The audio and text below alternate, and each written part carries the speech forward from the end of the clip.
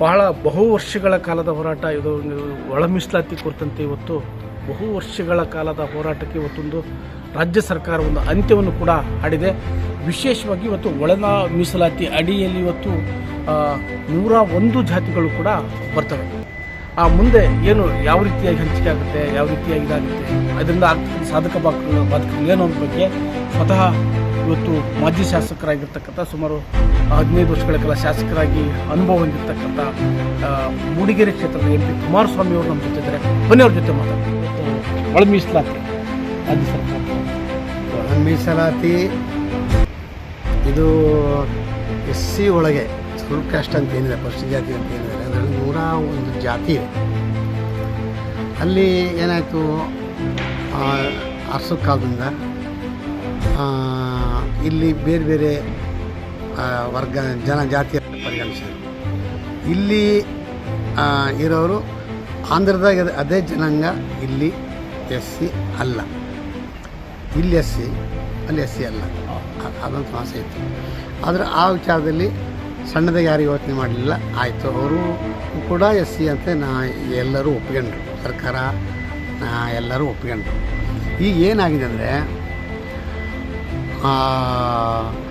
ಮೀಸಲಾತಿ ಟಚಬಲಿಗೆ ಹೋಗ್ತಾ ಇದೆ, ಅನ್ಟಚಬಲಿಗೆ ಕಡಿಮೆ ಆಗುತ್ತೆ. ಟಚಬಲಿಗೆ ಅವಕಾಶ, ಸರ್ಕಾರಿ ಉದ್ಯೋಗ, ರಾಜಕೀಯ ಪ್ರಾತಿನಿಧ್ಯ ಎಲ್ಲವೂ ಕೂಡ ನಿಜವಾದ ರಿಯಾಲಿಟಿ ಇರ್ತಕ್ಕಂಥ ಅಸ್ಪೃಶ್ಯರಿಗೆ ಸಿಗ್ತಾ ಇಲ್ಲ. ಹಾಗಾಗಿ ಎಲ್ಲ ಸ್ಪರ್ಶ ಟಚಬಲಿ ಸಿಗ್ತಾ ಇದೆ ಅನ್ನೋ ಒಂದು ಮನಸ್ಸಲ್ಲಿ ಪ್ರಾರಂಭ ಆಯಿತು ಕೆಲವರಿಗೆಲ್ಲ. ಅದರಲ್ಲಿ ಸತ್ಯಾಂಶವೂ ಕೆಲವಿದೆ. ಆದರೂ ಕೂಡ ಈಗ ಏನಾಗಿದೆ, ಆ ಕಾರಣಕ್ಕಾಗಿ ಈ ಚಳುವಳಿ ಹುಟ್ಟಿದ್ದು ಅದೇ ಕಾರಣಕ್ಕಾಗಿ ಅಸ್ಪೃಶ್ಯರಿಗೆ ಸಿಗಬೇಕು, ನಿಜವಾದ ಅಸ್ಪೃಶ್ಯ ಸಿಗಬೇಕು ಅಂತ ಹೇಳಿ.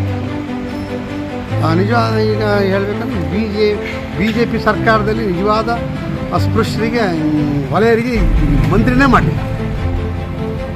ಈ ಕೂಗು ಇದೆಲ್ಲ ಈ ಗಟ್ಟಿಯಾಗುತ್ತೆ ಕಾರಣ ಆಯಿತು. ಈಗ ನಾನು ಹೇಳೋದೇನು ಅಂದರೆ, ಎಲ್ಲರ ಒಗ್ಗಟ್ಟಿನ ದೃಷ್ಟಿಯಿಂದ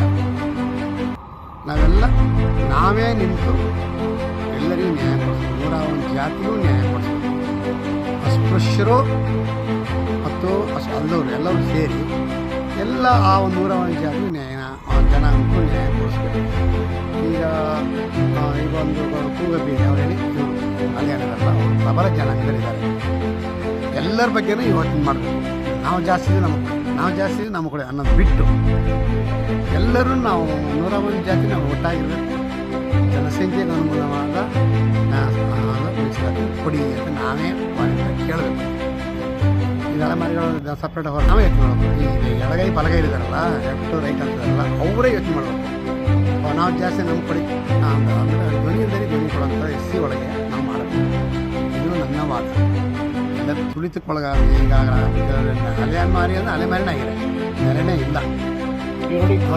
ಅರೇನಿಂದಲೂ ಎಡಗೈ ಇದಕ್ಕೆ ಸೇರಿಸ್ಕೊಂಡು ಅವ್ರಿಗೆ ಪಾಪ ಇವತ್ತು ಮೀಸಲಾತಿ ಸಿಗ್ತಾರೆ.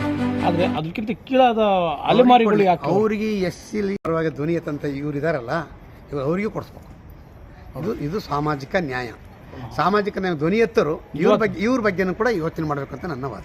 ಓಕೆ, ಒಳಾರ್ಥ ಏನಪ್ಪ, ಬಲಾಢ್ಯರಿಗೆ ಒಂದು ಅವಕಾಶ ಅಂದರೆ ಬಲಾಢ್ಯರು ಯಾರು ಇವತ್ತು ಶೋಷಿತರಿದ್ದಾರೆ, ಯಾವ ನಿಜವಾದ ಅಸ್ಪೃಶ್ಯದ ಜಾತಿಗಳಿದ್ದಾವೆ, ಅವರಿಗೆ ಒಳ ಮೀಸಲಾತಿಯ ಲಾಭ ಅಂತಕ್ಕಂಥದ್ದು ದೊರೆಯಬೇಕು. ಈ ನಿಟ್ಟಿನಲ್ಲಿ ಬಲಾಢ್ಯ ಜಾತಿಗಳು ಕೂಡ ಒಂದು ಉದಾರವಾಗಿರ್ತಕ್ಕಂಥ ಮನೋಭಾವನೆಯನ್ನು ಹೊಂದಬೇಕು ಅಂತಕ್ಕಂಥ ಮಾತನ್ನು 101 ಜಾತಿಗಳು ಕೂಡ ಈ ವಿಚಾರದಲ್ಲಿ ಕೂಡ ಆಸಕ್ತಿಯನ್ನು ವಹಿಸಬೇಕು ಅನ್ನೋ ಮಾತನ್ನು ಕೂಡ ಮಾಜಿ ಶಾಸಕರಾಗಿರ್ತಾರೆ ಕುಮಾರಸ್ವಾಮಿ ಅವರು ಕೂಡ ಹೇಳಿದ್ದಾರೆ. ಕ್ಯಾಮ್ರಾಮನ್ ತಂಜುಮ್ ಜೊತೆ ವಿರೂಪಾಕ್ಷ.